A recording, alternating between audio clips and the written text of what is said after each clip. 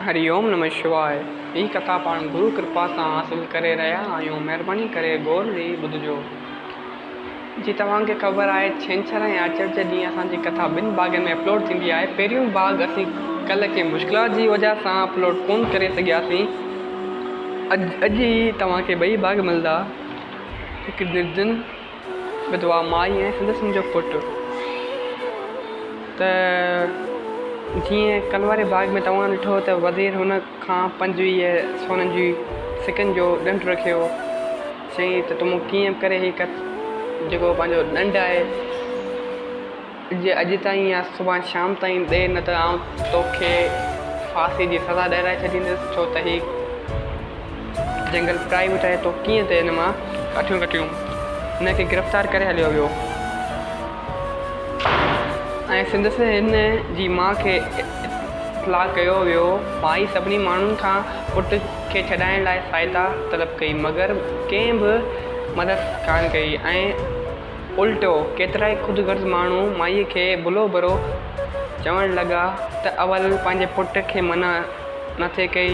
आख़िर माई निराश थी, किथां बि उमेद जी मदद किताब ना उम्मीद हर जगह वही, किथे बि हिनखे मदद न मिली। उम्मीद न ॾिसी संतनि जी शरण में वही ऐं सॼी हक़ीक़त करे ॿुधाई। तंहिं ते संतनि चयसि त माई ईश्वर खे यादि कर। जीअं द्रौपदी चीर हरण वक़्तु सभा में पुकारियो हुओ हाथी खे, जॾहिं पाणीअ में मगरमच्छ पकड़ियो हुओ तॾहिं उन्हनि जीअं पुकारियो हो भॻवान खे, तॾहिं प्रभु उन्हनि जी पुकार ॿुधी यकदमि अची सहायता कई हुई।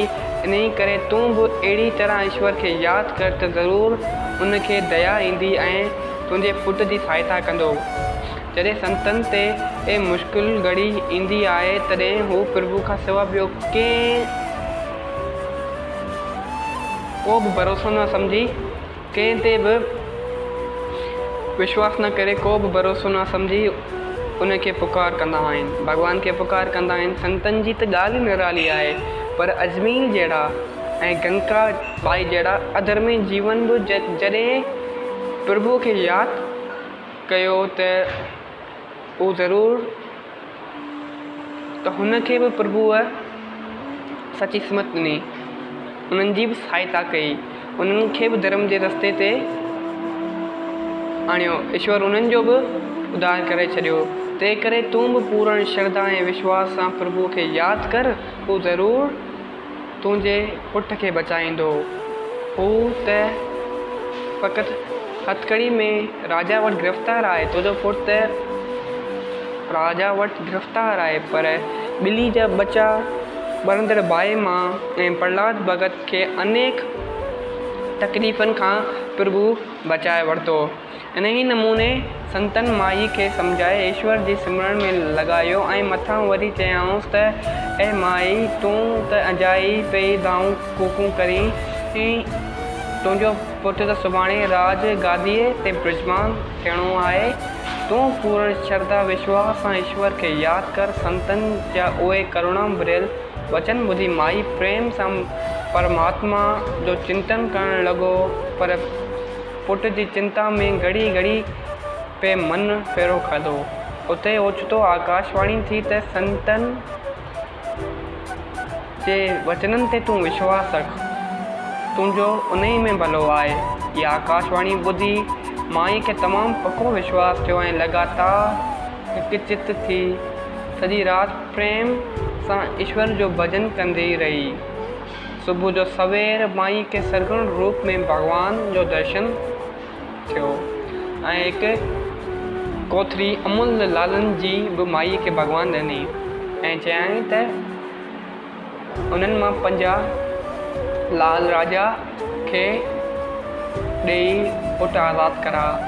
ईअं ई चई भॻवानु अंतर्ध्यान थी वियो। केतिरे में राजा जी पुलिस या जेके वज़ीर चऊं उहे बि अची विया माई खां ॾंडु जी घुर कई। उन्हनि अची तंहिं ते माई 50 लाल खणी उन्हनि खे ॾिना ऐं पंहिंजो पुटु आज़ादु करायो।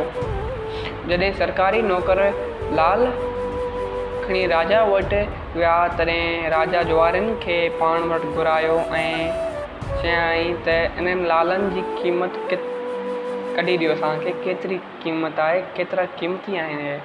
तॾहिं जुआरियुनि चयसि त लाल अमूल्य आहिनि ऐं हिकिड़े लाल जी क़ीमत तुंहिंजे समूरे राज जी क़ीमत खां मथे आहे।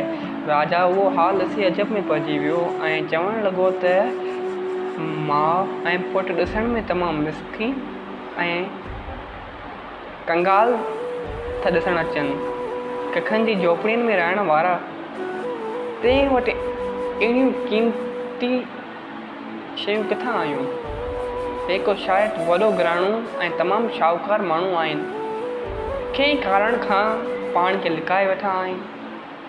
ईअं ई चई पंहिंजे वज़ीर खे पाण वटि घुरायाईं ऐं चयाईं त मुंहिंजे धीअ जो मङणो उन छोकिरे सां करे अचु। वज़ीर माईअ वटि आयो। माईअ इहा ॻाल्हि ॿुधी पहिरीं त इनकार करे छॾियो, छो त जंहिं ईश्वर जो हिकु बार दर्शन कयो आहे तंहिंखे दुनियावी ॻाल्हियुनि में का बि दिलचस्पी कोन हूंदी आहे। ऐं माईअ खे बि राजा जी धीअ पंहिंजे नुंहुं तौरु ॾिसण में का बि दिलचस्पी कोन रही। आख़िर राजा पाण माईअ वटि वियो तॾहिं माई लाचार इहा ॻाल्हि क़बूल कई। माई लालनि जी थैली राजा खे ॾेखारी। राजा ॾिसी ॾाढो ख़ुशि थियो ऐं माउ पुटु ॿिन्ही खे वठी मेलात में विहारियईं ऐं पंहिंजी धीअ उन काठीर छोकिरे खे परणाए ॾिनई। राजा खे फ़क़ति हिकु ई धीअ हुई, ॿियो को बि औलाद न हो। इन करे गादीअ ते नाठीअ खे विहारायईं। पाण ऐं राणी ईश्वर चिंतन में लॻी विया। इहो आहे सिमरन भक्ति जो फल। इते सिमरन भक्ति समाप्त। जय सिया राम। जंहिंजी दिलि में पंहिंजी ज़िंदगी खे उत्तम बणाइण जी अभिलाषा आहे, आशा आहे ऐं जेको पंहिंजे कल्याण जो ख़्वाहिशमंद आहे, उनखे घुरिजे त वक़्त जे पूर्ण संत सतगुरु जे चरण शरण इख़्तियार करे। वक़्तु हूंदे ई पंहिंजे गुरू जे चरण में वञे ऐं पंहिंजो कल्याण करे। इहा ई ॻाल्हि सभ खां वधीक अहमियत वारी आहे ऐं इन ई ते सभ खां वधीक ध्यानु ॾियण जी सख़्तु ज़रूरत आहे, छो त संत सतगुरु जी कृपा प्रसाद खां सवाइ आत्म ज्ञान न थो थिए ऐं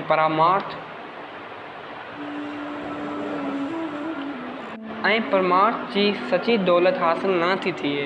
जेकॾहिं कोई चवे त फ़क़ति ग्रंथनि ऐं शास्त्रनि जे पढ़ण सां ई उहो तमामु ज्ञान हासिल करे वठंदो त इहो हरगिज़ सच न आहे। संत सतगुरु जे चरण शरण इख़्तियार करणु ऐं उन जे अपार कृपा खां सवाइ आत्म ज्ञान थियणु हरगिज़ मुमकिन न आहे। गुरु मंत्र मुक्ति जे दरवाज़े जी चाबी आहे। अपने गुरुओं की जय। अगरि ही सुहिणी कथा जेकी ॿिनि भाॻनि में विरायल हुई तव्हांखे वणी आहे त पंहिंजनि सां शेयर कयो। चओ जय सिया राम।